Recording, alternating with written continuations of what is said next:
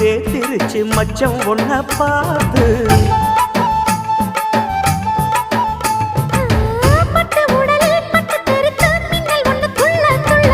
வெக்கம் துடிக்க விளக்கணைக்க ஜன்னல் கண்ணை மூடிக்கொள்ள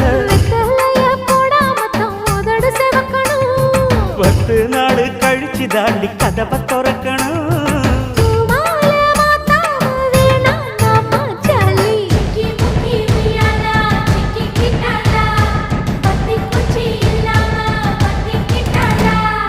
மச்சாங்கிட்ட முந்தானைய